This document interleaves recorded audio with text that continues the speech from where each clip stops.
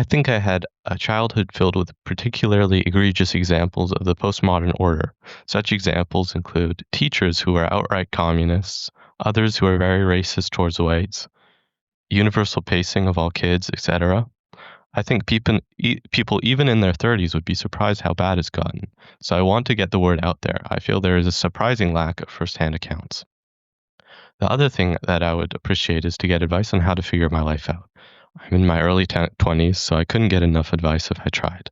Some some of it would maybe touch on childhood troubles, like having split parents, a dad with schizophrenia, and certain examples of emotional neglect and abuse. Uh, Thank you. Yeah, no, that's great. I appreciate that. And let's start with the childhood stuff. I'm really sorry to hear about your father and the situations and circumstances. So yeah, tell me what was going on in your childhood. Uh, yeah, sure. Maybe I'll just start from the beginning. Let's see. Yeah, I was born to uh married parents, but they split when I was, I think, 3. I was second born. I have a older sister. Um, let's see. When I was 4, I was kind of put into an alternative school that was very progressive, extremely kind of ahead of the curve in that way.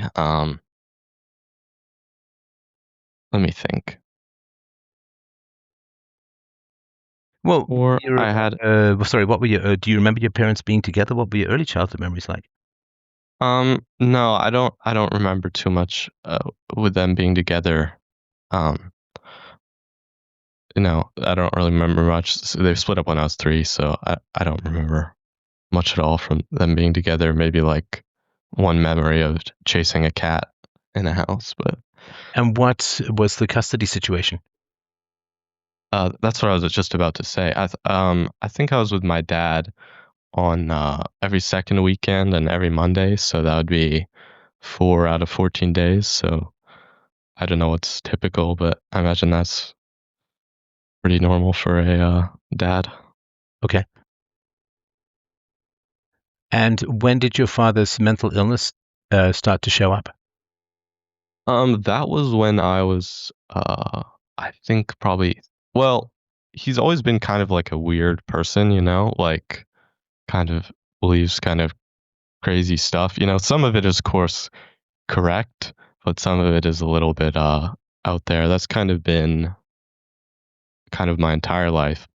But when I was 12, it was kind of weird because it was like I have a stepsister too, and it kind of seemed like it was part of a custody battle, but he got, yeah, like diagnosed with schizophrenia forcefully, and then I was not allowed to see him alone. So, but at that time it was like I don't know if it was actually schizophrenia or if that was wrong, but it was definitely like pretty intense paranoia. The Probably the most physically visceral example I can think of is one time I walked into his house and I walked into one of the rooms and it was just like floor to ceiling covered uh, in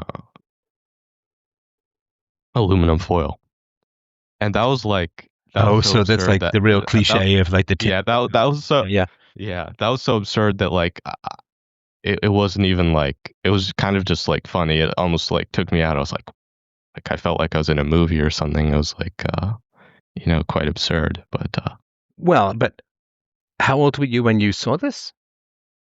uh 12, yeah, 12, around 12 or 13, I think. I mean, wasn't that must have been a bit scary though, not just absurd, right?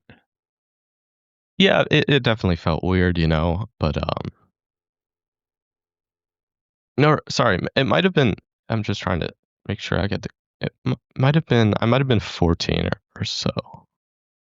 I don't remember the exact years, but so somewhere around there, 12, 13, 14. And outside of the tinfoil on the walls, what was he like as an individual to interact with? Um, I mean, like personally, my relationship with my dad is like okay, and he wasn't uh that that bad, but I would say like he wasn't that involved in like Okay, so you got to break this giving. down for me. I mean, Okay, yeah, he's sorry. got tinfoil on the Yeah, walls. yeah. I mean, what do you mean he wasn't that bad? I don't know what you Oh mean. yeah. I meant like just like the interpersonal side. Like he wasn't like I don't know. I don't like hate him or anything. And sorry, I'm just trying to think of how to phrase it because obviously it's hard to explain. Um, No, we've got time. sorry, wait. What was the question first? Well, what was he like to interact with at a What was personal level? oh yeah oh yes personal level. He was nice. If I needed something, he would definitely help if I asked. But he wasn't very uh like he never really gave me like that much advice or was like too I don't know involved in anything involving like planning for my future or like giving me advice or giving me like I don't know the talks that maybe a dad would give his son. It was I So don't know. I mean, did he work? Yes. Okay, so I mean, a lot of schizophrenics can't work, right? So, Uh, what did he do, or rather, in what field was he in? he was in construction mainly, or actually, he made jewelry and then he did construction. He kind of did both, and Okay, so he was able to hold down a job and all of that, right? uh, usually sometimes he would kind of like scam employment insurance. I don't know, but Sorry, why is so that? Why is that funny? uh, I don't know. I guess I was just uncomfortable maybe, but yeah. Sometimes he wouldn't be working and would kind of flip things or Sorry, what do stuff you like mean by that. flip things? Like buy things, fix them up, sell them. Okay, okay, okay. I think I understand. Was he able to provide any kind of like some kind of stable income for you? Yeah, he helped with money. I think at one point there was kind of drama because he was like paying more into child support than we would get. Uh, and there was like, of course, the government doesn't really work that well, so it takes like 9 months for it to get sorted out. But that's of course not really his fault. Okay.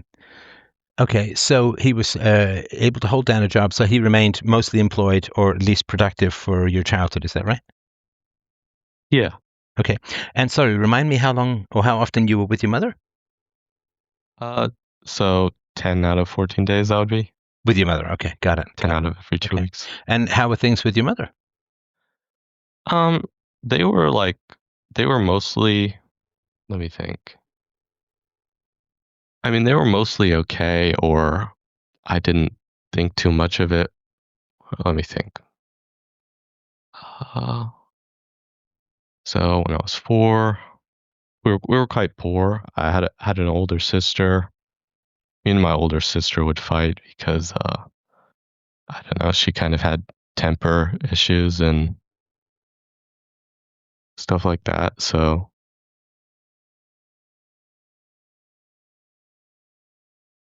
let me think. So like, I'll start now. I think that's easier for me, my brain to do, just because it's easier to remember, and then go back. Like right now, uh, me and my sister have a pretty good relationship. We didn't really like each other when we were younger, but I think that's normal for siblings. And No, my no, si that's not normal for siblings. oh, is it? Would you say it's common or Well, I no? mean, common and normal. I mean, it's common to be woke. That doesn't mean it's normal or healthy, right? That's So, fair. I mean, Yeah. I know lots of families where the siblings get along really well. I mean, it doesn't mean they Th- never have conflicts, but no. they get along well as a whole. Then I would agree that it's a bad wording choice. Common would be more accurate, I No, guess. I'm not trying to nag you on your. No, I'm not no, trying to nag you on your no, language choices. I just I don't want stuff to pass by that I'm not. I wouldn't consider true. no, Anyway, go no. on. Yeah, I understand that. Yeah, Um, yeah, but like my sister doesn't talk to my mom at all, like completely just zero contact whatsoever. And why has she done that? Um, I haven't talked to her about it, but probably just like, What do you mean? cumulative, Hang on. What do you mean you haven't talked to her about it? I mean, you have uh, a relationship, right? I mean, this is a huge decision. I'm sorry, I don't mean to sound like nagging or critical. I'm just, you said you're pretty close, and but this is the biggest decision, moral decision she's had to make in her life, and you don't know why she did it? well, like I think I know, it's just like No, kind no, of but you would talk to cumulative. her about it, wouldn't you? I'm sorry if I'm just trying to understand. Like, what does that mean? Like, this is a big issue. It's a huge issue for, especially for a daughter to disconnect from a mother. It's a huge issue, right? Yeah, yeah, yeah. And why? Well, you bring up a good point. I probably should, Well, it's not a should. I just mean, it just have it. I'm sort of having to recalibrate how close you guys are. Um, maybe like no, I wouldn't say close, but like No, no, I get that. I would agree. we're uh we're not there's no animosity, and we don't hate each other, and sometimes we see each other. I guess that's not super close, but Okay, so that's the case with your sister. And how close are you with your mother and father at the moment? I see them both sometimes. I would say I'm closer to my dad than my mom currently. Um, Sorry, you sound. I mean, the way that you talk is like blah, blah, blah, blah, blah, blah. I mean, I'm just trying. It seems like this very heavy burden that you're carrying, and I'd just like to address that, if that makes sense. yeah. Like you have a very emotionless affect, and is that? Do you think that's just this conversation, or is that more common in your life as a whole? I mean, are you Uh, aware of how flat and emotionless you sound? I think part of it is just that's how I sound a little, but it's probably a bit of both, Both maybe. meaning like it's an unusual Uh, conversational situation, and also this is just how you talk. yes. But why do you think this is the way you talk? Even when I was like little, I was a little bit like weird sounding, I think, No, I'm not calling you but weird also sounding at all. I'm not calling. I mean, have you listened to yourself no, no. talk? Have you ever recorded or, listened back? Yeah, yeah. But well, I mean, even when I'm talking about non-emotional stuff, people say I sound flat. Okay. Do you have strong feelings or feelings? Because we're talking about some pretty sensitive stuff here, right? Do you have strong feelings that you're not expressing, or do you sound as bored by the topic as you sound to me? Um,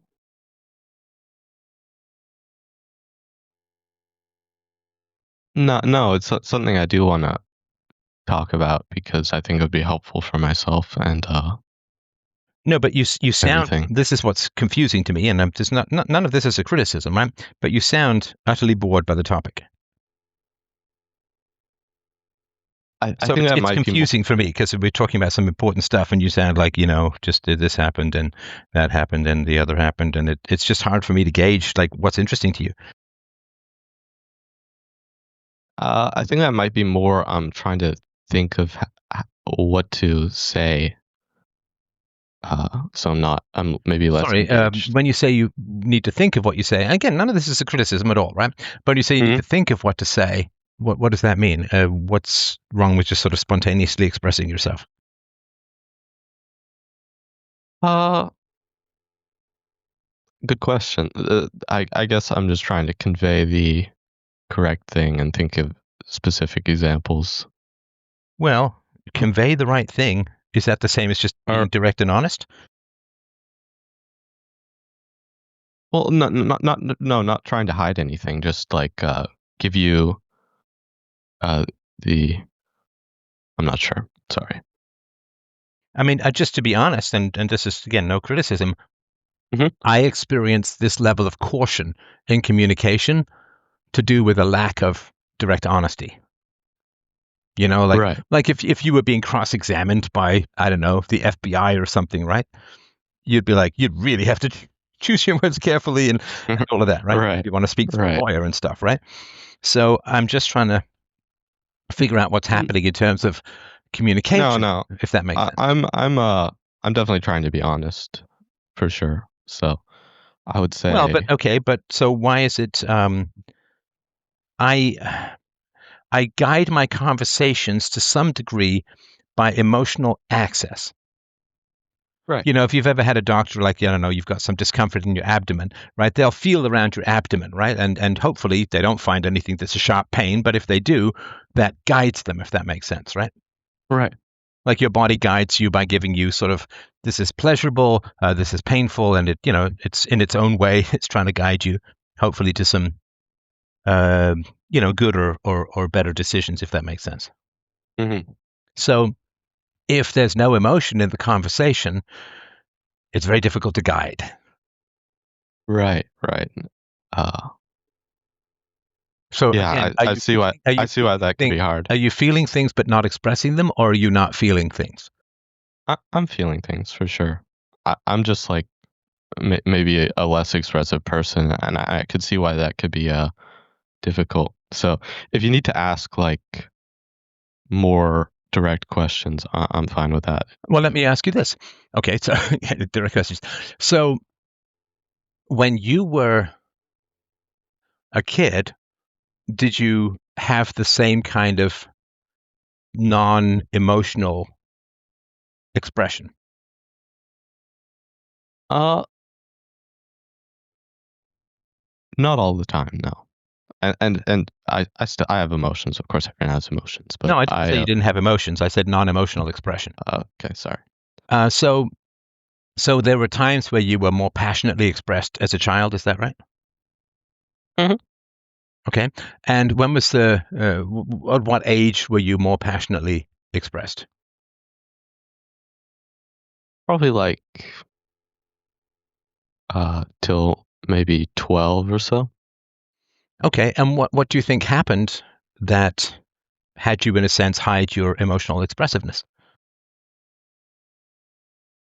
Um, I can think of one example, which is uh when I was I think it was around 12. So yeah, the age that I said, it was like I think it was just me and my mom, and we were driving to drop me off at school, and we got into some sort of argument. I don't remember exactly what the argument was, but it was an argument, and then like I think she said something along the lines of like, I'm not gonna drop you off at school till we figure this out or whatever. And then she just like started driving. Sorry.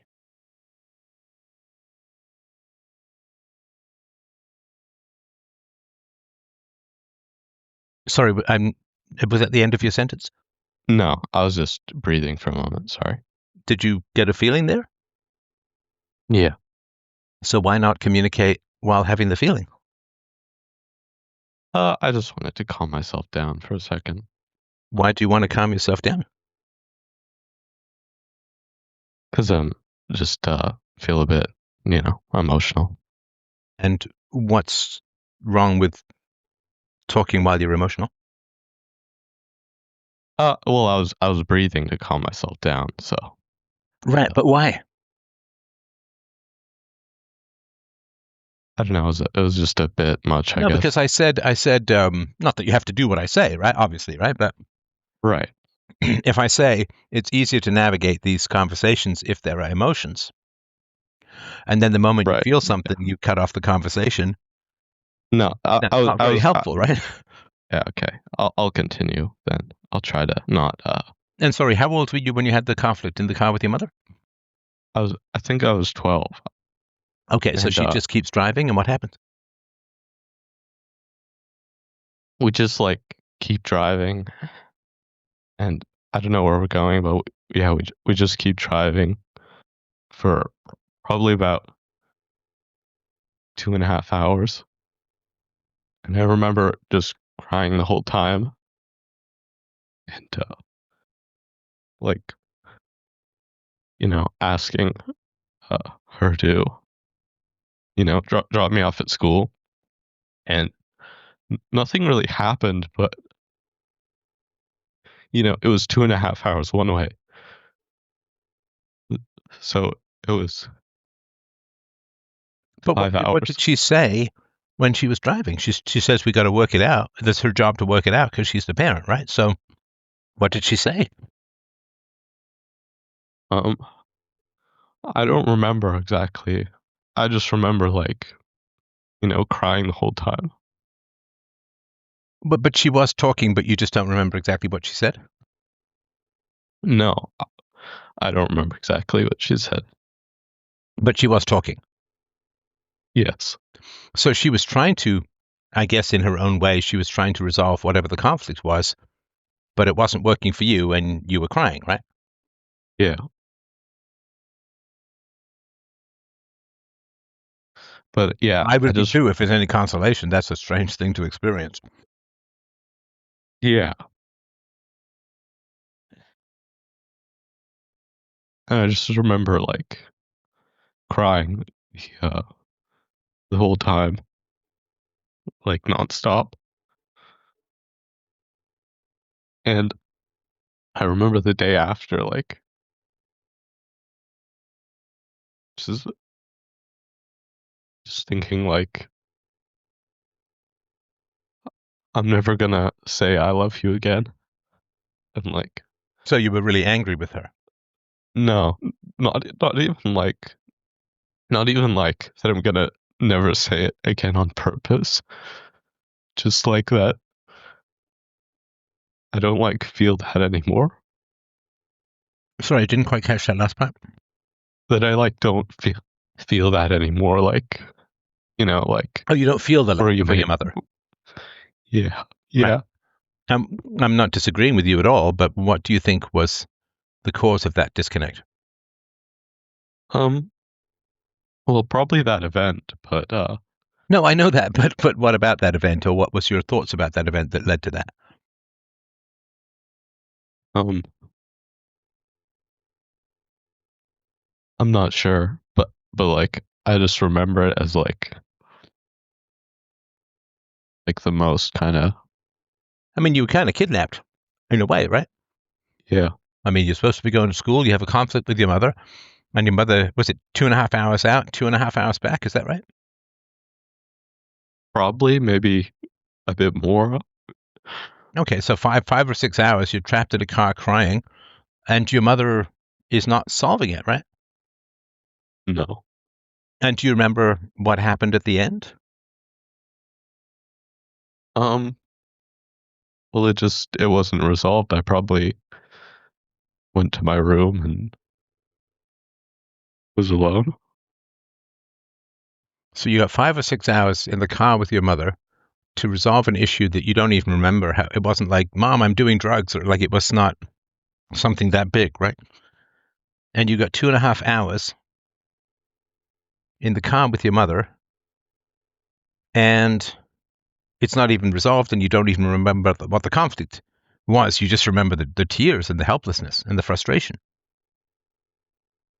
Yeah. I think I'm not trying to tell you maybe your also experience. That's what I'm sort of getting. So if I'm wrong about yeah. just let me know. I think maybe also that it was just like sudden, That you were what? like I don't even think there was any sort of conflict before we went in the No, car. sorry, you said also because I was, and the words It was like, sudden. oh, sudden. Okay, Sudden. sudden. Okay. Yeah, so this hadn't happened before, and your mom is just like, we're solving this. And then you're crying for like 5 or 6 hours, and it's not even solved. Yeah. Right. Did she at least give you a note for school? Um, I don't remember. Probably not. And you went to your room and you felt, I no longer love my mother, right? Um, I think I went to sleep first, and then the next day, that's what I felt. And did she say anything the next day about what had happened? Um, Probably like something, but I don't remember that well. I don't Well, no, want you to. would remember it if it was important, if it wasn't some generic thing, right? Yeah. Wow. And how were things after that? Did anything get resolved, or did you mostly stay pretty distant and cold? Um, I don't remember any like resolving of it that would no like big second talk or So your feelings for your mother kind of broke on that day or the next day, like the morning after, is that right? Or after you slept. You slept yeah. and then it was the next day your feelings for you, and have they returned or have you resolved anything with your mother since? Um, I mean, I still would say I like don't love her at all, but I mean, So no, right? I don't. At some points, I had like an active hatred, and I wouldn't say I have an active hatred anymore. Did the But, active hatred occur before or after the incident in the car when you were 12 or both? uh, after, And what were the incidents or the circumstances that brought on the hatred? um,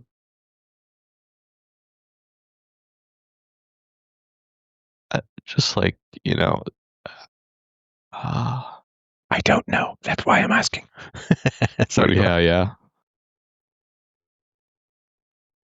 Um, like after conflict, or maybe when I would like kind of think back on stuff that would happen to me. So sometimes kind of randomly, I would feel kind of an anger about Okay, that's as vague a response no, as yeah, AI could well, come up with. Sometimes when I think, I feel this anger. Okay, but what did your mother do? And I'm not disagreeing with your feelings at all. yeah, I'm not asking yeah, you to justify them at all. I just want to know no. what the cause was. What was happening with your mother, or what was she doing that gave Um, rise to these feelings of hatred?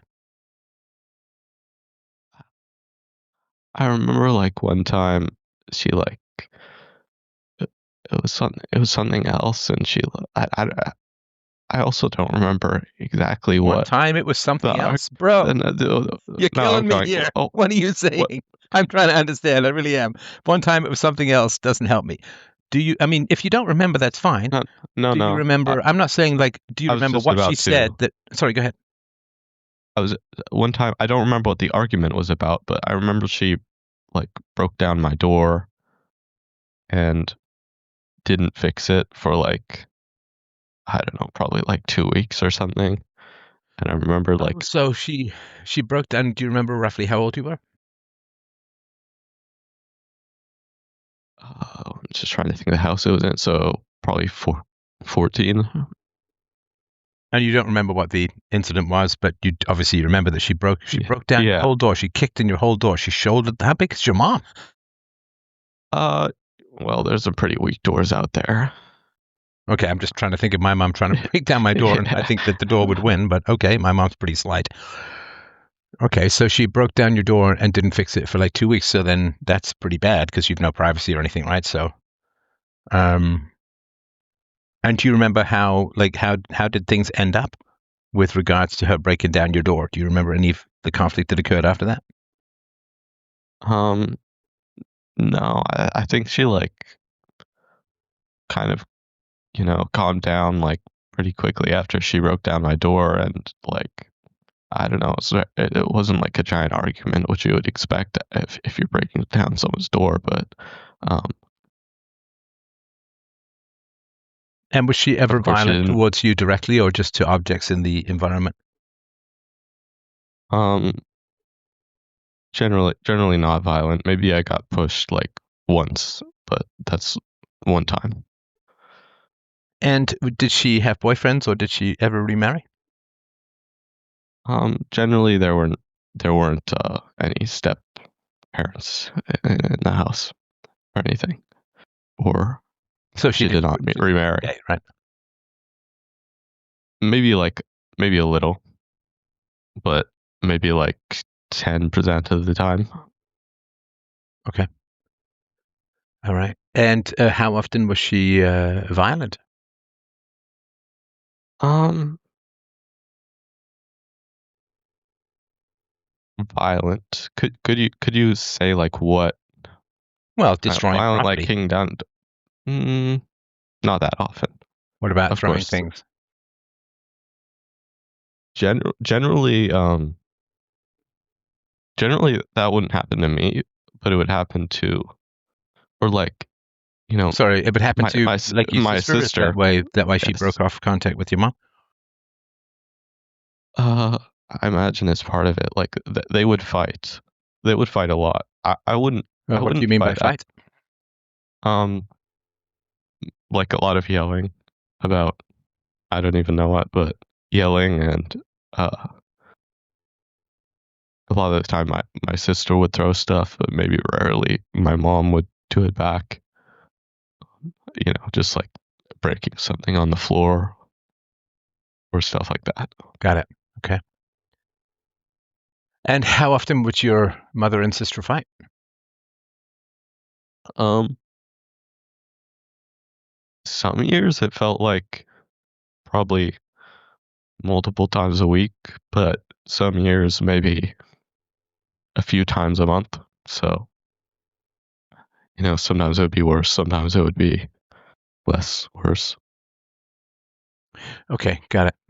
Okay, and was your mother verbally abusive at all? Did she call you names or threaten you or escalate in terms of yelling or screaming? Um, Generally, no. I, Okay, yeah, I just need I you to don't. be less vague. I don't know what if I said have you ever Generally, robbed a bank? no, Generally, sorry. no. I don't know what that means. Well, I'm just trying to think if I can remember. I don't think she would call me names.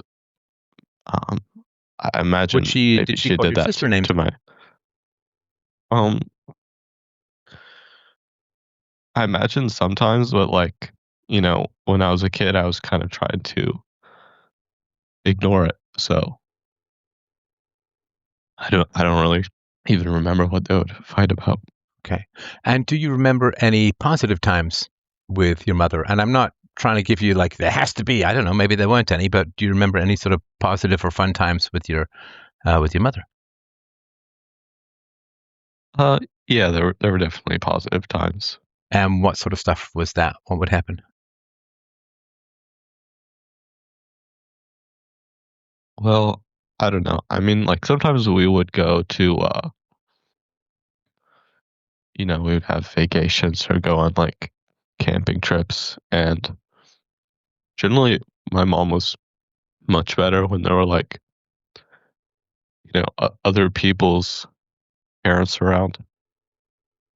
Um, so like I don't remember anything. I don't have any bad memories when I was like on different trips or whatever, and they were nice. So usually my mom was nice when that was happening. Yeah, it's camouflage, right? Yeah, I guess so. I definitely very much specifically remember that like yeah, there would be like much less fighting and stuff whenever um yeah, whenever like someone else's or like, a parent was around or someone. Um So she could be nice and she could control her temper when other people were around, just not for you or your sister.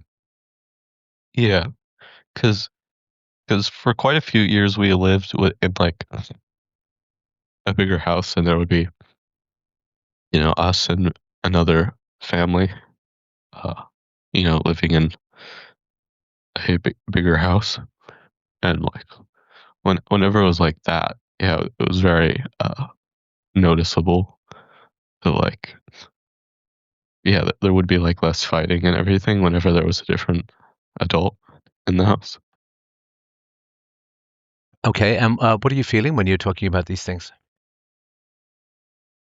Um, I don't know, kind of sad and uh, yeah, just sad and like I don't know how to explain it.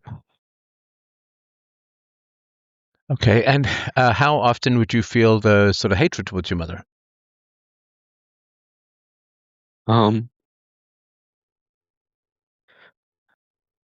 maybe once like a month or something. And were you ever able to, and again, this is not judgmental, I'm just curious, were you ever able to talk to your mother about issues or problems that you had with her parenting? Um, I, I mean, I've definitely tried. I wouldn't say it was ever very very useful, and I don't think she's ever like accepted that it was very bad. There was always kind of like excuses one way or another. And what were her excuses? Um, I mean, I could probably look, but like just generally like not admitting that it was bad or whatever, or saying that like it's already happened. So you Oh, know, like the you old, kind of have you to, can't change the past. Right, right. yeah. Okay, got it. All right. And if you've moved out, or when did you move out, or when did you cease to be under your parents' control, if that's happened? Uh, when I was 19, I moved out. Okay. And how did that change your relationship with your parents, if it did? Um, well, I don't know. I wouldn't really see them, and there would be less fighting and stuff like that. Obviously, so so generally when I see them, there's no fighting. I also get a strong Uh, sense of emotion from you at the moment. And what are you feeling? uh, I don't know, sad, I guess, and kind of generally emotional, kind of. I don't know. Yeah, sad is probably a good word for it. And what do you think their sadness is related to? Um,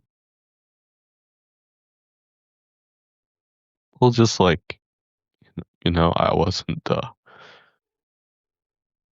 I wasn't in control of it, and I mean, it's kind of true that you Sorry, in can't control of what? change the. Yeah, I wasn't in control of what happened in my childhood, and I mean, it's true that you can't change the past, but I don't know if that makes it better.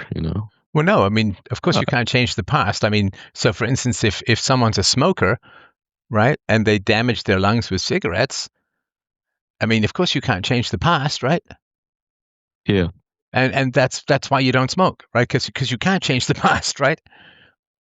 yeah, So it's supposed to be about protecting people, if that makes sense.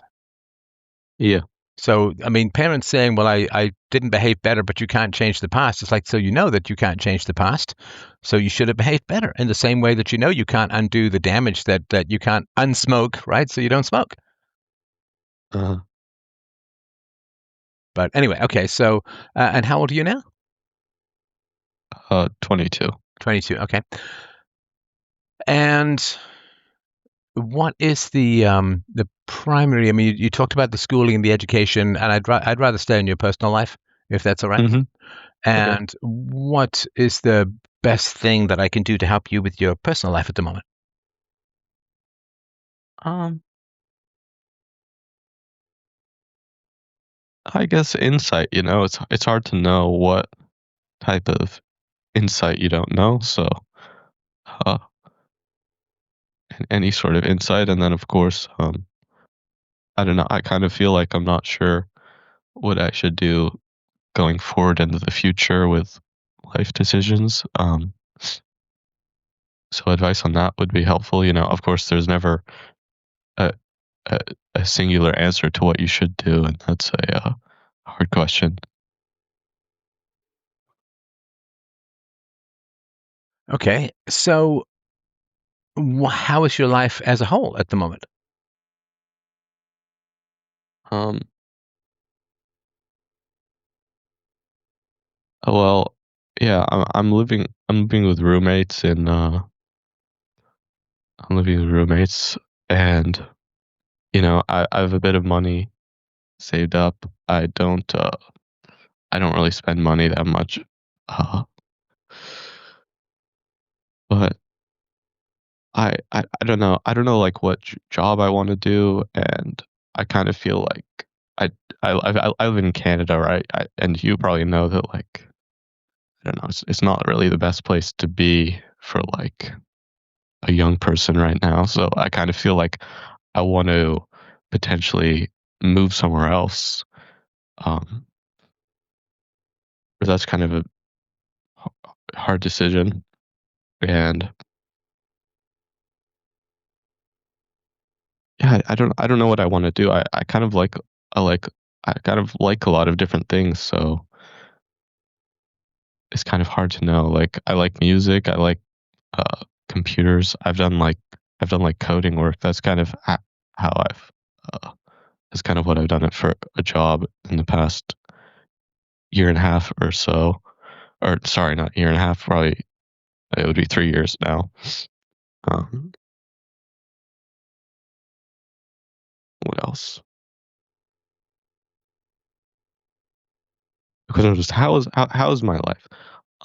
Is much better than a couple years ago. I definitely feel like I have a better mood.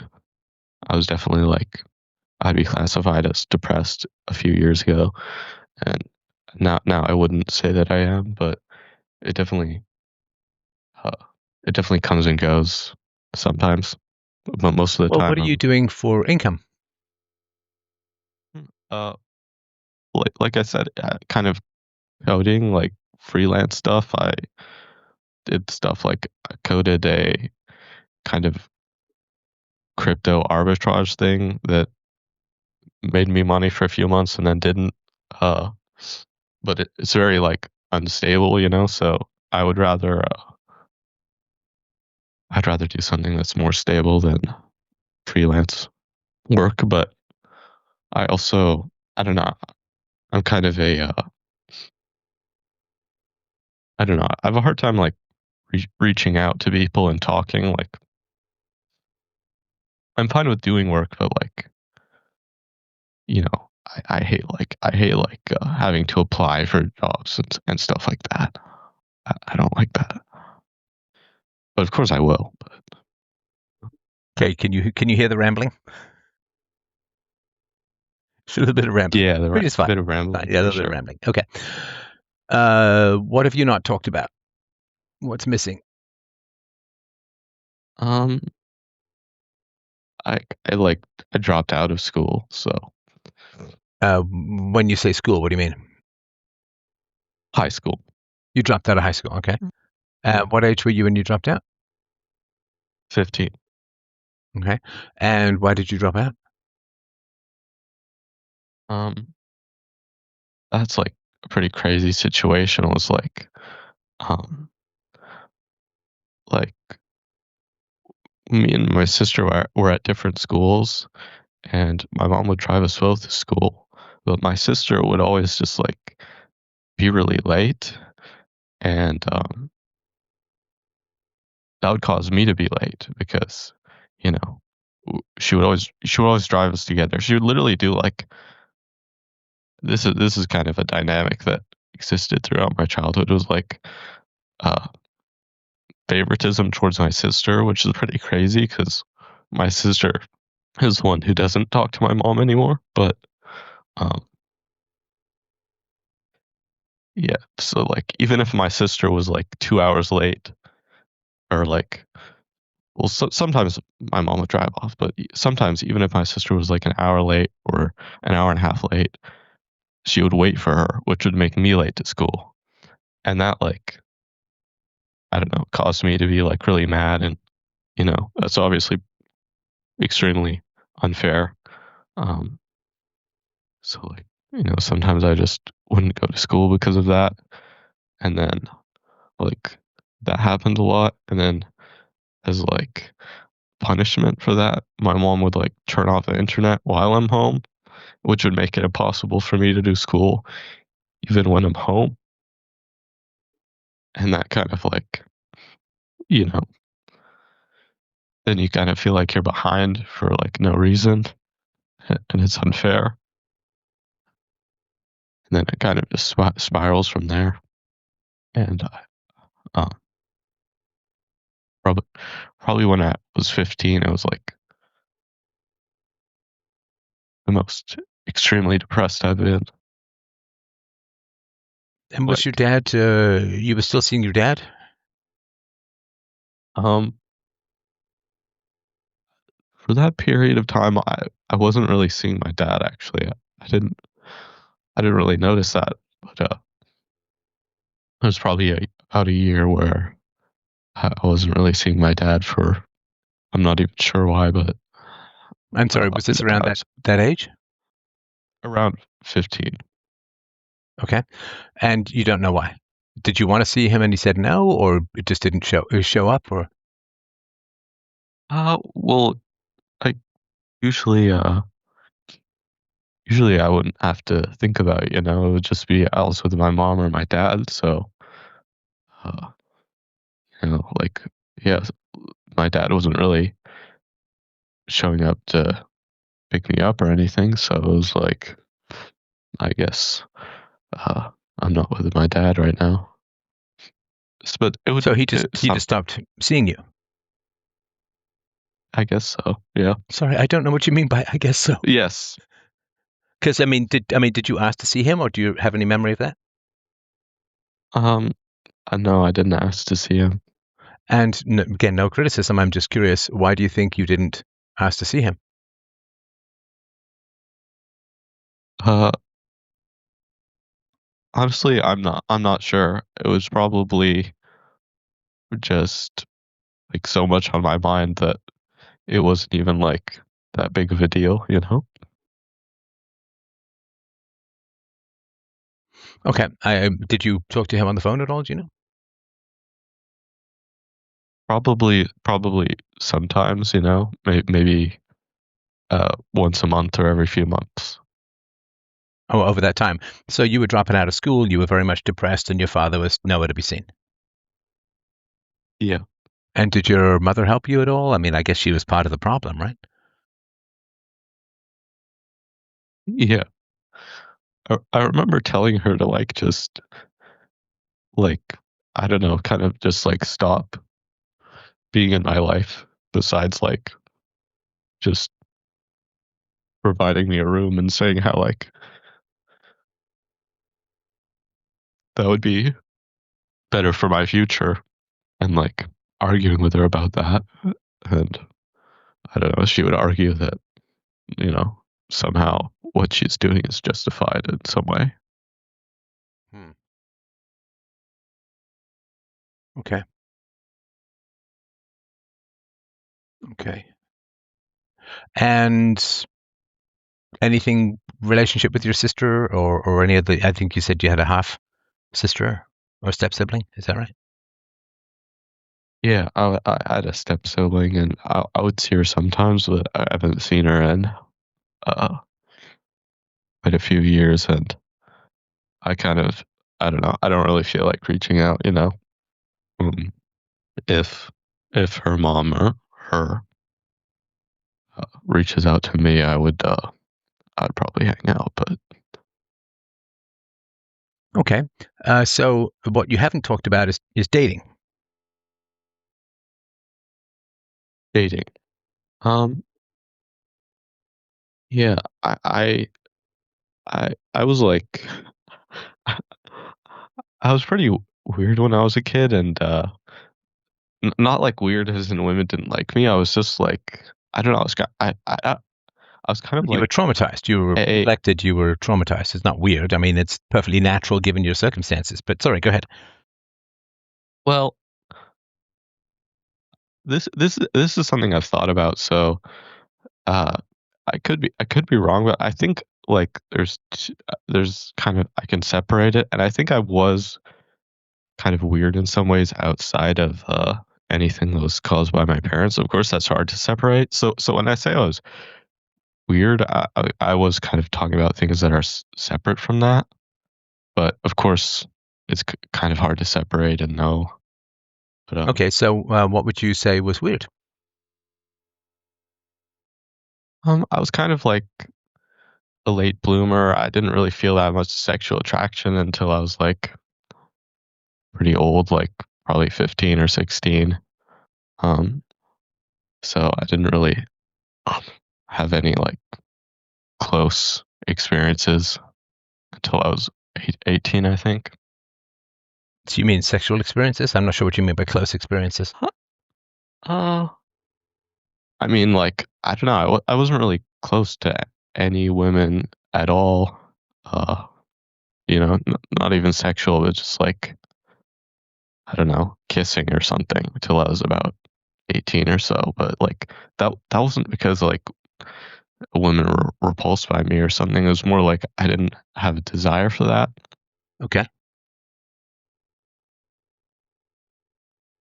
Okay, and since then? Like the details about dating or Well, it doesn't have to be details, just a general overview is fine. uh, what do you mean? Sorry, like Have you dated? yes. Okay, and tell me a little bit about your dating. Um, I had some pretty bad relationships. I think my first serious relationship was pretty bad. Uh, I'm pretty sure she had like borderline personality disorder, so you can imagine that it was quite bad. But and then from after that, I don't know. I had like a few kind of just casual uh, things that Sorry, were how long did fine, you date and the maybe borderline mm, girl for? How long did you date her for? uh, I think it was about 9 months. Um, what happened at the end? Um, there was some sort of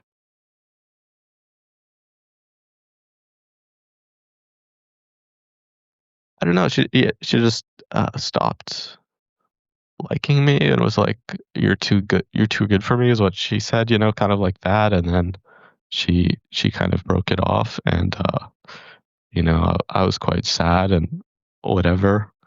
And I don't know. I kind of got over it, but like every once in a while, she would like reach out to me or something, and then I would be like, "Hey," and then she would just like ghost me after that, which is I don't know, fucking annoying, but whatever, you know. Uh, and whatever happened, I'm kind of uh, I don't feel any hate towards her, and I don't feel like that affects me to this day. I think I've worked through that, so like, And how did you work through it? um, I, I don't know. I think just like time heals, and I just Hang on, slowly hang on, hang on, got over. hang on. That's a contradiction, right? I'm not, Yeah, trying to catch yeah, you out on yeah. stuff. But if you say you worked through it, That's true. and then you say Um, time heals, I'm not sure what you mean.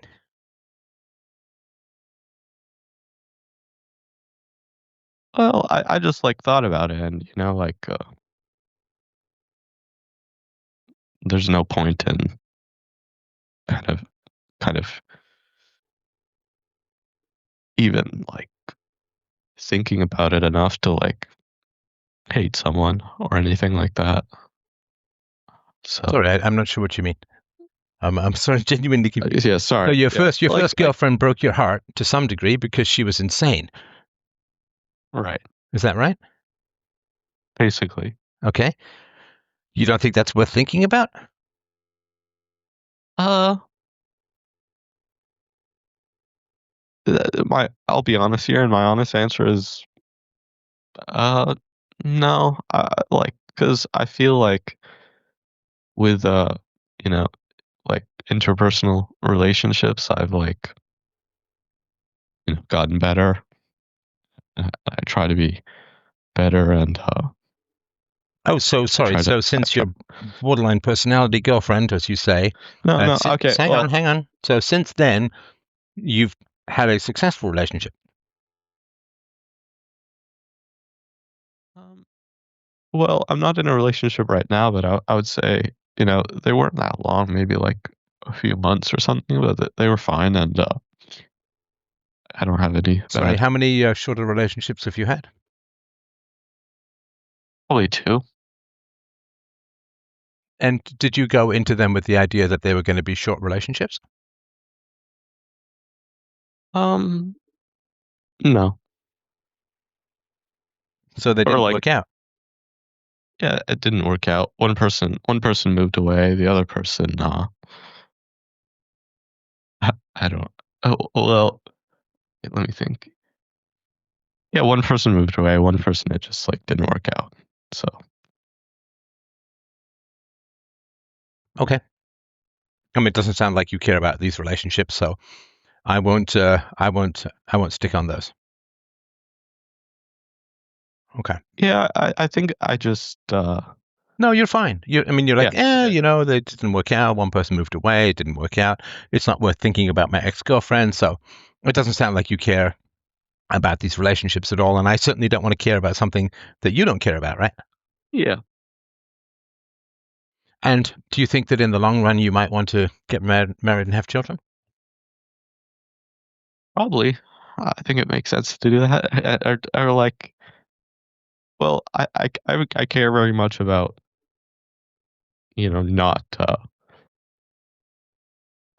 not putting a child in a bad situation. So of course you can't control if you uh, meet someone who you feel could do that, and you can't control the future. But yes, I would like to have children in the future. Okay. And what do you think you might need to learn, given, with great sympathy, I say, of course, that your childhood was really bad, really bad. What do you think you need to learn, given that you weren't taught by your parents? What do you think you need to learn in order to be a good husband and father? Um, the most honest answer is, I'm not sure, but of course you do your best to try and learn. There's of course always the unknown, but Okay, I really can't do any more of stuff this like rambling. stuff like reading your. I can't just do any more of this rambling. You don't know what you don't know, and you always try to learn. There's no content to that, right? Yeah, You're just making sort of mouth noises at that point. And I say this with affection and respect, but I mean that's not. I can't really. That's just noise, right? right. So you don't know what you need to learn in order to be a good um, husband and father, right? Sorry, the correct answer is read your book through and through. And I mean, that's no, reading the book I'm isn't going joking to about it. change your life. No, I get that, but so I would uh, definitely do that are before you I are had you kids. So, are you interested in dating at the moment, or is there anything going on that way? not really at this point because I'm just like a little too busy. Okay, So I so think then I'll. it's if it's nothing to do with love or affection or romance, then I think the only other thing that you mentioned was something to do with professional advice. Uh, I wouldn't say professional advice, but I just You like. said you didn't know what you wanted to do with your life, and you didn't know in terms of career. Like, is that right? You wanted to move because Canada's not great for young people and so on, right? Yeah, Okay. So if you don't want any particular advice on the childhood stuff, if you don't want any particular advice on the dating stuff, is it that where I can provide the most value? Well, do you have any insights or Well, no, anything that you you think don't I should? you don't care about these relationships. So I Oh, don't want to spend time on well, stuff you don't care well, about. not Like if hang on, well, not the if I lose a book, I mean, and I say I don't care to find the book, you're not going to spend time looking for it, are you? right. Well, I meant more childhood stuff or general comments or anything. Well, when you say childhood stuff or General. general comments, I don't know what you're Okay. referring Well, to. What is it that you're looking to get out of the conversation? And I don't mean this in any negative way. I obviously want to provide value to you, but I don't know how right. at the moment. Um, I guess I thought that just like talking it out and maybe someone else would have a different perspective. Okay, but Uh, perspective on what? Yeah, and on there's nothing wrong on with the conversation. There's nothing wrong with the conversation. yeah. I just I want to provide value, and Mhm. I don't know how. Like I ask you about the childhood stuff, there's no particular emotion, right? I ask you about the dating, you don't really care about that. I say, well, maybe I can give you some professional advice, and you say, well, no, it's not that really. I just want these things called Oh insights, well. and I don't know what I don't know what that means. Okay. Well, I'll just I'll stake out the stuff about the well, yeah, like I dropped out of school and I don't know if I should go to college or university, and I feel like that's quite a lot of work, and I'm not sure if that's worth it or if I should just try to get a job or No, no, I network. get all of that, But but I'm um, not a career counselor. okay, okay, I'm sorry. No, no, it's nothing to apologize for. It's totally fine. I can't tell you what to do in terms of what job you should take. I mean, if I said go be a window No, washer or go no, be a brain you're right, surgeon, that wouldn't make any sense at all, right? right. I mean, I think that you're frustrated in your life, and I think you're, in a sense, transferring those frustrations to me. Like you feel stuck and you don't know what to do. So, in a sense, you're kind of making me feel stuck. I'm not saying consciously or anything like that, right? But I think, in a sense, you're just sort of making me feel stuck and not knowing what to do. I think your helplessness is transferring or trying to transfer to me, if that makes sense. Right. Well, I hope I don't do that. Well, I don't know what hope means in that context. I mean, have you come to me with a clear problem that you want me to help you with? I can't fix the school system, right? Well, do you have any advice on the childhood stuff or like, you know, like I guess, one insight, I guess I should talk to my sister about it. That's probably something I should do. And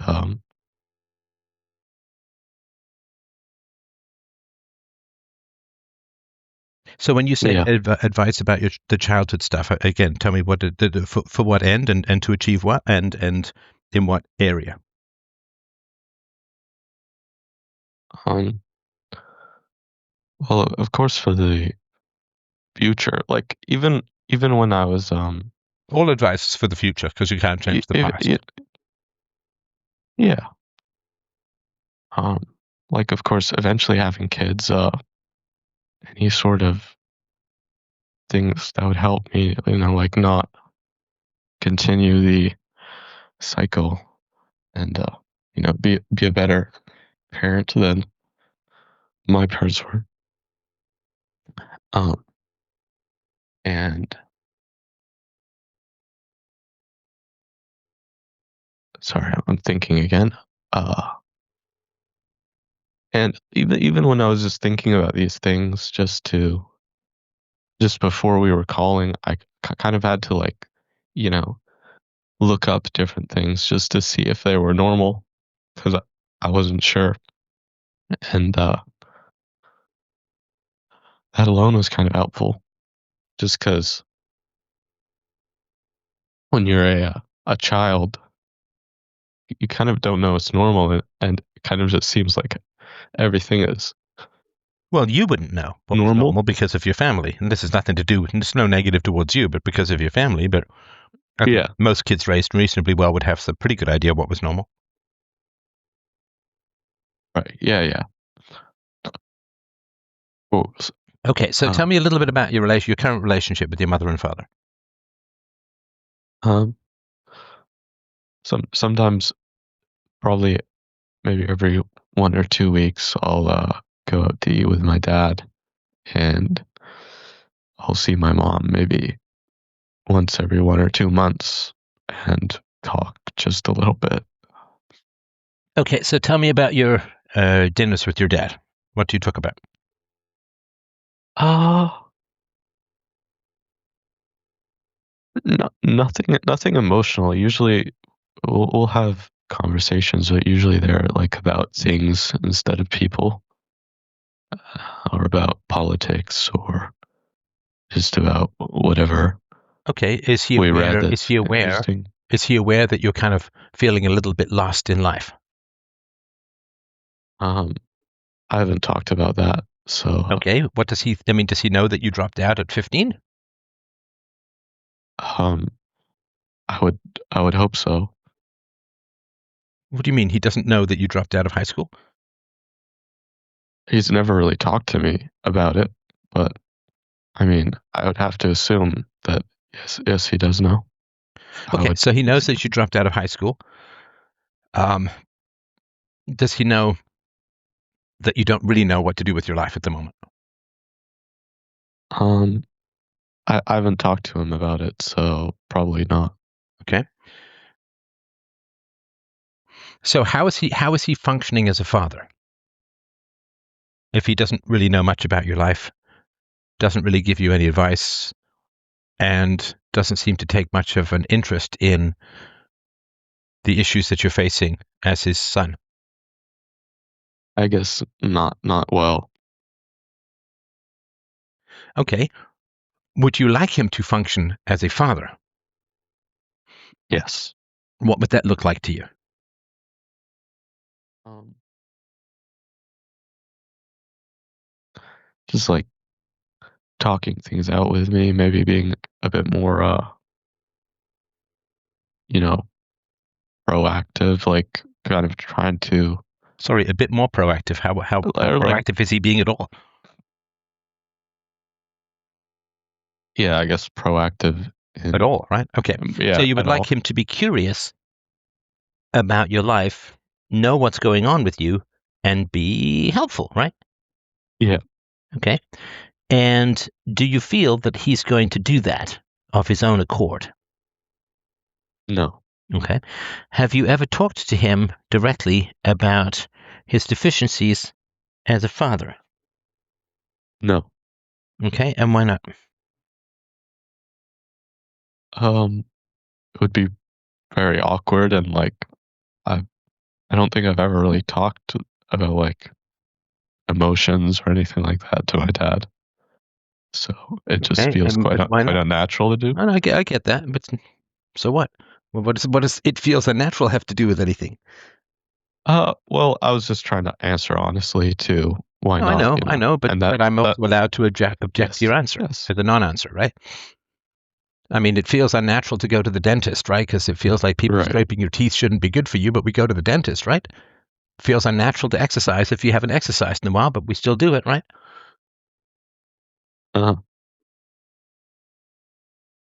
For me, it feels half unnatural to eat anything except cheesecake, but I do my best. right. So I'm not sure what the unnatural thing is. Um, I mean, it feels unnatural well, to have a conversation, though we are probably mhm, 1,000 miles apart or whatever, right? So the unnatural thing doesn't answer much. Why haven't you talked to your father about? I mean, you've been listening to me for a while, right? So you've probably heard me say this kind of stuff that you should right. be honest with the people in your life. Yeah. I guess I don't have like best reason, I should, and Yeah, okay, but why yeah, not? I mean, see, my problem is that if you don't take my advice when we're not talking, I'm not sure why you would take my advice when we are talking. right. And again, this is not a criticism at all. I'm just telling you my No, thoughts, no, right? no. I don't take anything personally. And I know Well, you you're. probably should at times. I think you should Well, sometimes. okay. Well, I don't take anything personally that is that I shouldn't usually. I'm not perfect, but Okay, all right. That's just I don't really know what that means because I think that that's a struggle for everyone. But let's say you've got it down pat at 22. Okay, all right. So, what about your mother? Have you ever talked to your mother about her deficiencies as a parent, or just been honest about things that have bothered you? um, yes, I have. And how did that go? Um, u- usually it never really went well. And there was like, you know, there wasn't even really the admission that anything was wrong, and more just like that it had to happen that way. Okay, Um, so I think. she's never accepted responsibility or taken ownership of what she did. Um, I think once I like really freaked out, and I think she apologized and said that it was like, she basically apologized for some stuff, but like I basically had to like point out exactly what she did, like basically beg her to apologize for Okay, but of her own initiative, specific. without you freaking out, she doesn't do these things, right? No. Okay, so what are the pluses of seeing your parents? And I'm not saying there aren't any. I'm just curious. What are the pluses? Because you are Um, spending time with people who don't seem to care much about you. I mean, does your mother? Obviously, your mother knows that you dropped out, and your mother knows that you're feeling a little lost in life. 7 years after you left high school. I mean, what does she do about it? yeah, I mean there aren't that many benefits. I do enjoy just talking to my dad, but that's not like the greatest benefit ever. Right. Okay. Okay. So these are two people who didn't really raise you and don't seem to be very invested in you as a person and your success or your failure, your thoughts, your dreams. They seem to be somewhat indifferent because they're really not digging in and asking what's going on and how they can help, right? Yeah. And so does that mean anything to you that they don't really care? Yeah, well, it frustrates me for sure, and I don't like that it is that way. And and maybe there aren't that many benefits to talking to them.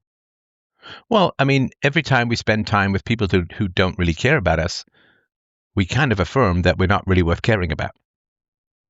Like I have a standard in my life that people have to care about me, and the people around me have a standard that I have to care about them, right?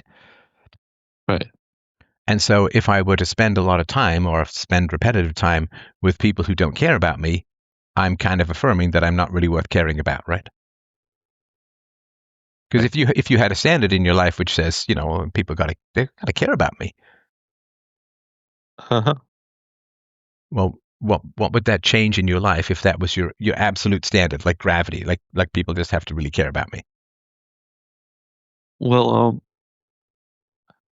I think I do apply that standard to friends. I guess it's harder to apply that standard to parents for probably illogical reasons, but um, I mean, yeah, I used to have friends that I kind of started trying to be, a better person personally, and I kind of decided that like I'm not going to try and push like people to like hang out with me, or like, yeah, I did that for like friends, and I don't really talk to anyone anymore after doing that. Sorry, Um, I'm a little confused. I thought you said that you do have friends around you who care about you, and then you said when you had standards for your friends, you don't really talk to anyone anymore. I'm sorry if I no, no, misunderstood. no, no, no, no, no. I had friends that were like okay, and then I started to like, just trying to be like nicer to people, and also kind of have better standards for myself, and now I don't really talk to anyone. So when you were nicer to your friends, they stopped talking to you? Um, I'm not sure. I'm just trying to follow what you're saying. Oh, I'm not no, no, trying to no, no. corner you Yeah, yeah. here. I'm just No. trying to follow what the heck you're saying. Sorry. I wasn't trying to imply causation. Uh, Okay, so you raised your standards with your friends and now they don't talk to you. Okay.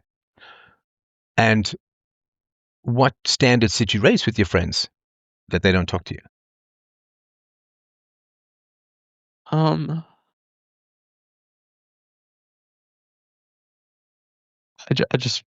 I just want like there to be equal kind of footing, and I don't want to have to like chase someone around to get them to do something. Oh, Like like so if you stopped initiating get-togethers, nothing really happened. Is that right? yeah, Mm. Well, I think we've all been there in our lives, and I really sympathize with that for sure. We've all had friends where you think it's a friendship, but once you stop applying 150% energy, it turns into be pretty much nothing, right? yeah. Right. Okay. Okay. So, who would you say in your life really cares about you, understands you, and wants the best for you? Uh, I mean, hopefully myself, and maybe that's about it currently. Right. Okay. And I'm really sorry for that because, of course, you should have grown up with people who cared about you and understood you and wanted the best for you, right? Yeah. But you didn't. And it wasn't like it came in from teachers or priests or, I assume, extended family. There was nobody. The problem is when you are around people who are this dysfunctional, there just aren't any functional people around. Yeah. Um, I mean, I have good relationships with some of my extended family, but none of them live near me. Most of them are played away. Well, but So hang on. So if you have a good relationship with members of your extended family, then they must talk to you. I mean, people tell me this. It's a funny thing. Like we're having a okay. conversation with thousands of miles apart, but then you say, well, people are far away. It's like, so what? I mean, there's video calls, there's audio calls. So if you have good relationships with extended family members, then they must know about your struggles and dropping out of high school. And do you ask them for Well, advice or get feedback on your life? well, you're right. I guess Or what maybe about your girlfriend, your borderline personality disorder girlfriend you were saying about? Did they give you good advice on that? Or I gotta say no. you know, okay, so those. are people really close to you if they let you get half chewed up by a crazy woman? Um, I guess not. No. Okay. So it's going to be tough for you to learn how to care about yourself, I think, because you grew up without being cared for, it sounds like, for the most part. Right. I mean, I don't understand when your child is struggling that you just get together and talk about useless shit like politics or whatever, right? Yeah. I mean, Yeah. do you think do you think your father, it's just, we're guessing, right? But you know him pretty well, right? Do you think your father understands that you're struggling at the moment? Um. I mean, I would think that he would have clues maybe, or you know, um, I would guess so. Okay, so your father knows that you're struggling and doesn't do anything about it, right?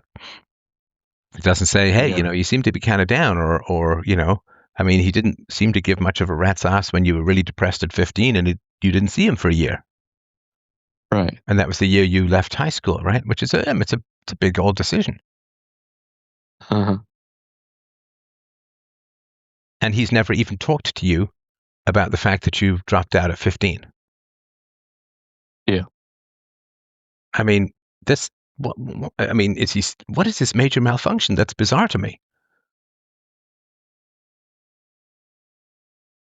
Yeah. I guess a lot of stuff when you think about it, like whenever I think about it from the other perspective, I find it quite bizarre. Uh, and much more clear that it's kind of crazy or whatnot. Uh, because it's just stuff that like I would never or at least I hope I would never do. Like Oh, I mean, as a parent, it's even sorry, go getting ahead.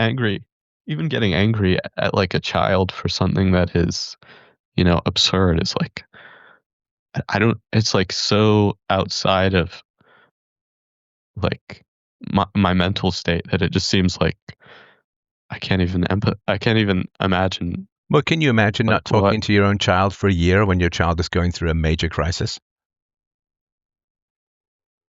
No, I would hope not.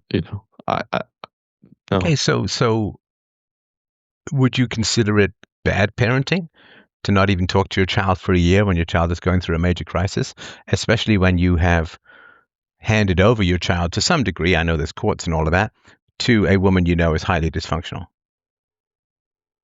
Yeah, So that would be bad parenting, right? yeah, Your father was a bad father and remains a bad father. Terrible, in fact. Like yeah, appalling. yeah.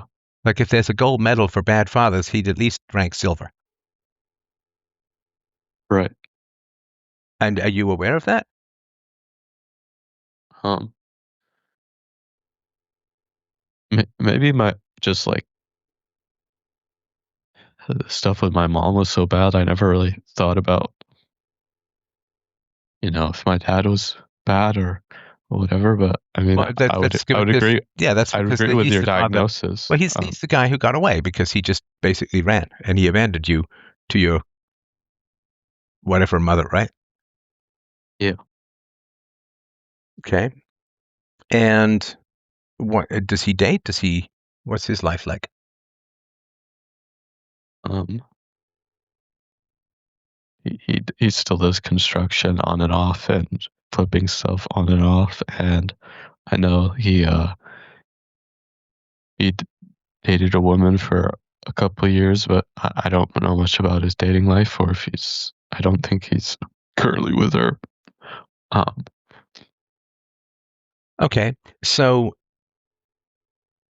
your father was a bad father, and your mother, how would you rate her? a bad mother too. Okay. And I sympathize with that. That is, of course, not your fault. I don't need to say it, right? But of course, that's not your fault, and I really, really sympathize with that. Yeah, But if you let people who don't care about you in your life, one of the consequences is it's really hard to care about yourself. And you need to care about yourself in order to figure out what the hell you want to do with your life. that's true. I never, Let me ask you never, this. When did your emotional state change your parents' minds about anything?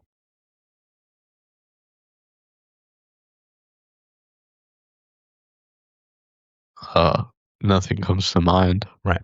So your emotions were useless with regards to your parents. Right.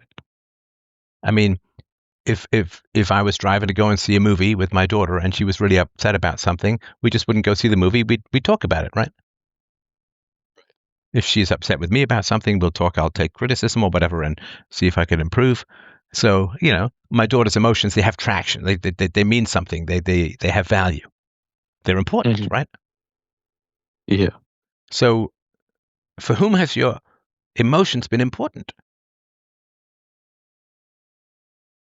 Um, I'm not sure. I mean, maybe some teachers would show, a basic level of care when a kid is crying or whatever, but of course that's not really a Okay. I mean, replacement I'm not for talking anything. about the. Okay. So, your emotions have not been valuable. They have not affected anything. They've not really changed anything. People don't really care about whether you're happy or sad, at least in your family, right? Yeah, So the reason why you have trouble accessing your emotions is they're kind of pointless I guess in your so. family. Does that make sense? Yeah. Like if and in fact they're painful Because if your emotions are ignored, then having them is really painful because then you feel ignored. Whereas if you abandon your emotions, at least you don't feel ignored. You can just walk through life like a robot, right? But at least you're not being rejected or ignored. Like Mm. I was really struck by you, like you crying for 5 or 6 hours in the car with your mother, right? Right. And nothing gets fixed, and it's not even really referenced again, right? Uh-huh. So your emotions didn't get your mother to pull over and say, "Oh my gosh, you're really upset. This is really bad," because you kept saying to her, "Take me to school," right?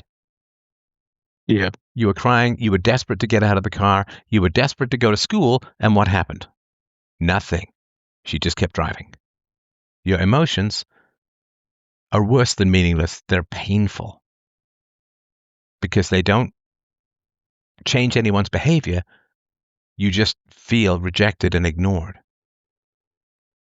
Right. And that's probably where some of the hatred came from. Yeah, definitely.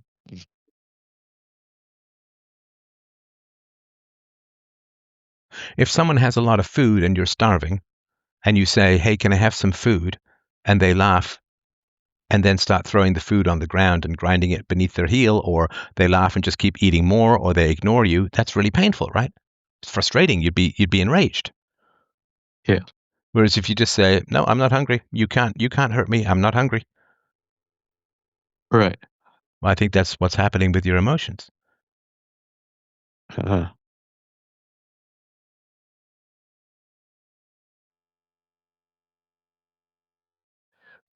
you make a good argument, for sure. It sounds it's very insightful. If all of your emotions lead to pain, the only way to survive is to jettison the emotions. And I think this is why you have this flat affect. And every time I ask you a question, you have this very distant kind of it's just very abstract and very distant. And again, I really sympathize with this. It's not any kind of negative criticism or blame, but I think your emotions not only did not help you, but through your parents' indifference or even cruelty, your emotions hurt you. Like, I mean, to take an extreme example, if you were tied to a table and you were going to be tortured, wouldn't you want to turn off your emotions? I mean, we have that if we've got to get our teeth drilled, right? We want the Novocaine. Nobody wants to be operated on without anesthetic, right? Right.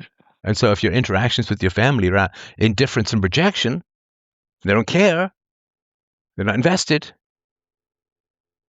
what good do your Yeah. feelings do you?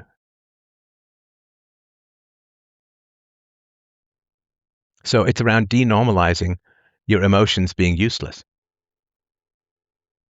Right. Now, your emotions are useless around some people, and in fact, your emotions can be counterproductive around some people because they will use your needs for purposes of sadism. Uh-huh. Like in the novel 1984, the hero or the protagonist, Winston Smith, is afraid of rats. He's desperately afraid of rats. So what do they torture with him with? They put rats on his head, Right. right? So his fears are now used against him in the same way that somebody who kidnaps a beloved husband. Well, the wife wants the husband back. So the fact that she loves him is used against her, right? So, I mean, for all I know, your mother was enjoying the fact that you were crying because she had power over you on that 5 or 6 hour car ride. But if your emotions are used against you, if everything that you want and you desire is used to make you feel bad, then you're going to have to cut off your emotions. I mean, you have to just to survive. Right. That makes sense. It's called dissociation, right? Which is when this happens to rape victims, like they float outside their body. It happens to sexual abuse victims. It's called dissociation. They just disconnect from their physicality because their physicality is is being used against them. Their pain, their sense organs, their everything, fight or flight mechanism, everything's being used against you. So you just have to detach and dissociate. Right. And I think that happened to it's not 100%, obviously it's never 100%, but I think that happened because your feelings got you nowhere except to a place of pain and rejection. You reach out for your father, he ignores you. You reach out for your mother, she ignores you, or she's cruel. Yeah. And so your emotions are worse than useless. They're actually dangerous. And therefore, you gotta, if a dog's chasing you, you jump the fence, right?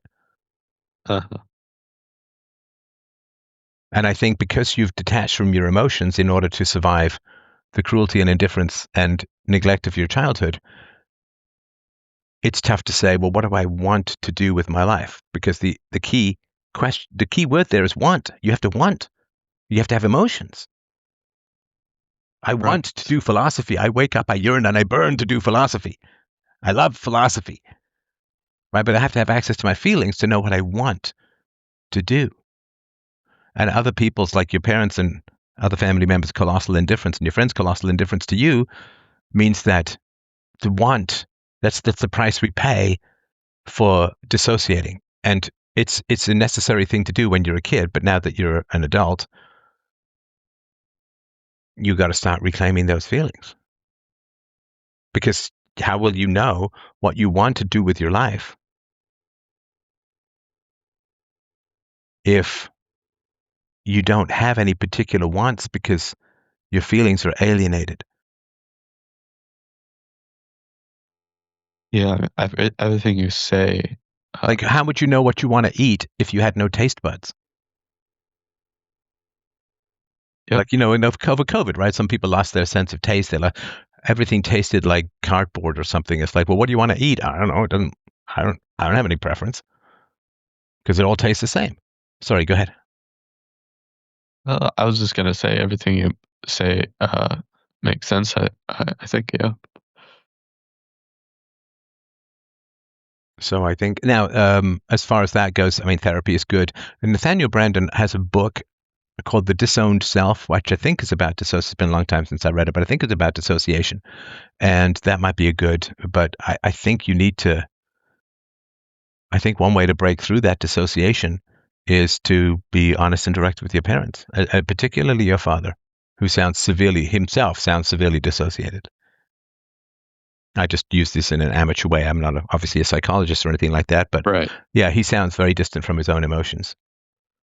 And because he's distant from his own emotions, and because he doesn't really care about his own emotions, or he doesn't have access to his own emotions, he doesn't have access to caring for you. Right. Yeah. I'll bookmark that. Okay. I mean, somebody whose fingers are numb can't play piano very well because it's a touch. Yeah, yeah. It's a touch thing. So I think that would be my suggestions, that you just have to find a way to care about yourself. But caring about yourself is going to put you at a collision course with your parents. Because if your parents are implicitly saying you're not really worth much to me, like we can just get together, I don't really care about your life, but I enjoy jawboning about politics, blah blah blah. Right. So if you say I care about myself now, like I really have to care about myself, and then other people treat you with indifference, that's a collision, right? Yeah. Only one of those perspectives can sustain itself. If you're worth something and people treat you like you're not worth anything, then either they're right or you're right. And if they're right, which they're not, right, then you aren't, then your belief that you're worth something is a false, which is not true. But if you're right that you are worth something, which you are, and other people treat you as if you're worthless or not interesting in your essence, not just in convenient political talk, then there's a collision. Uh-huh. And I really think that's the price of being around people who don't really care about you, is it's really almost impossible to start caring about yourself. Right. So does that make sense? I mean, I don't really have much to Yeah, add outside of I, that, but I think that makes sense, and it's definitely insightful. yeah. And again, I would recommend the book The Disowned Self by Nathaniel Branden. I can't remember if it has workbooks in it or not, but Nathaniel Branden does have a bunch of workbooks, as does John Gray and other people. Gabor Mate is also a good guy to read about this. I think he's got a book called The Body Keeps Score, which is about, it has something to do with trauma and dissociation and so on. But and again, I say this with massive and deep sympathy. Of course, you should have had people who love you and care about you and want the best for you and know you and are deeply invested and involved in how you can be successful and happy in life. And I mean, I'm really sorry that you didn't have really much of any of that. But it certainly doesn't mean that you're doomed in any way, shape, or form. But it does mean, I think, that you're going to have to start to reclaim some of these feelings that you had to abandon in this significant emergency called the childhood. Right. Yeah. Well, I'll definitely read that book since you recommended it. Okay. Well, is there anything else And that you wanted to mention? um,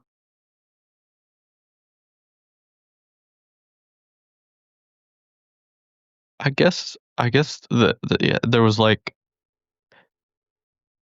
I don't know if how appropriate it is for your show, but like a lot of the school stuff is just pretty crazy. I don't know No, if no, no. that's I get all of that, and okay. they've sort of made a conscious decision to not focus on the school stuff because Right. I think the school stuff also added to, especially if it's racial animus or the fact that you're a male, there's that kind of animus. I think that adds to the dissociation for sure, and we can't fix that, right? But what we can do is focus on what Mm. how you can reclaim your feelings. And yeah, I mean the school stuff is just terrible these days, especially for males, right? So I sympathize with all of that, and I really do want to make sure that you can work to reclaim your feelings from all of this stuff, of which the school stuff is certainly part of it. But I think you can't go and confront the teachers and change the system, but No, you can at least go and talk to your parents and be more direct and honest about that, and that's going to have an effect on the relationship that's direct. not without seeming like a nut anyway. Right, right, right. All Yeah, right. that's probably everything. Okay, well, listen, I hope you'll keep me posted. And again, I really do massively sympathize with what happened to you. I have every confidence that you can deal with it in a positive manner going forward and get the life that you want. And once you start to unearth these feelings, I mean, some feelings will come up that feel good, some feelings will come up that feel bad, and all will be very helpful. And through that process, I think you'll discover your life's passions, and then it'll be clear where you need to go. And I don't know what that is because I don't know what comes out with those feelings, if that makes sense. Right. All right, brother. Well, keep in touch. I really appreciate the call today, and thanks a mil. Yeah. Thank you. It was insightful, and yeah, thank you for everything you do, and You're very guess that's welcome. all. Take care, man. Bye bye. See you.